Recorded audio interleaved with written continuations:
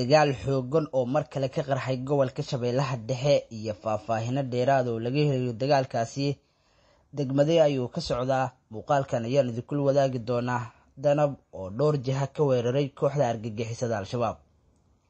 Muuqaalkan ayaan idinku wadaagi doonaa balse marka hore muuqaalka laag saar sina share garay naguna soo biir mahadsanida.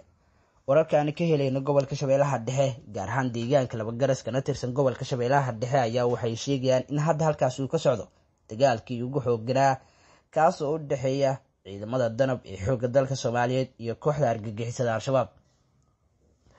sidaan xogta ku helnay ciidamada danab ayaa dhowr jiha ka weeraray kooxda argagixisada Al-Shabaab oo deegaankaasi maalmihii ugu dambeeyay ku dhulmaaleysanayay. waxayna wararku ay sheegayaan in ciidamadan ay heleen xogo sheegaya in kooxda argagixisada Al-Shabaab ay maanta doonayaan in dhaqdhaqaaqyo ay ka bilaabaan gobolka Shabeellaha Dhexe gaar ahaan deegaanka laba garas ee gobolka Shabeellaha Dhexe.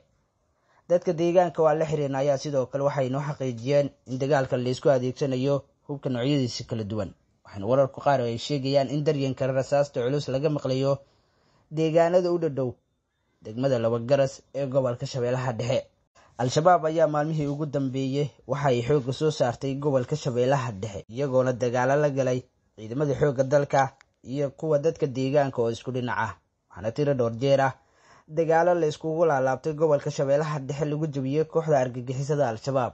Al-Shabaab ayaa lagu qaaday guluf ka dhanaa kaasoo ah dhul iyo cir waxaana laga laayay hogaamiyaal sarsare iyo dagaalyahano ka tirsanaa kooxda argagixisada Al-Shabaab. gulufkan ka dhanka ah kooxda argagixisada Al-Shabaab ee ka bilowday gobolka Shabeellaha Dhexe waxaa barbar socdo duqeymo culus oo ay fulinayaan saaxiibada taageera ciidamada xoogga dalka kana taageera dhanka duqeymaha.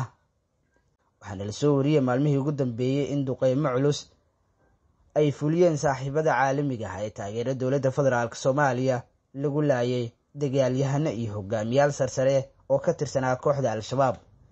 waxa ugu dambeeyay hogaamiye Degnaas oo gobolka Shabeellaha Dhexe u qaabilsanaa kooxda argagixisada Al-Shabaab iyo hogaamiye kale oo lagu magacaabo Maleeley oo isna gobolka Shabeellaha hoose u qaabilsanaa kooxda argagixisada Al-Shabaab.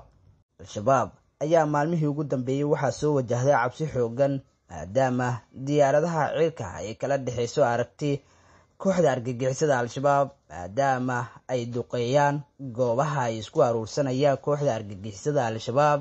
si kastaba deegaanka laba garas ee gobolka Shabeellaha Dhexe waxaa hadda ka socda dagaalkii ugu xoogganaa una dhaxeeya kooxda argagixisada Al-Shabaab iyo ciidamo ka tirsan kuwa danab iyo kuwa dadka deegaanka oo isku dhinaca.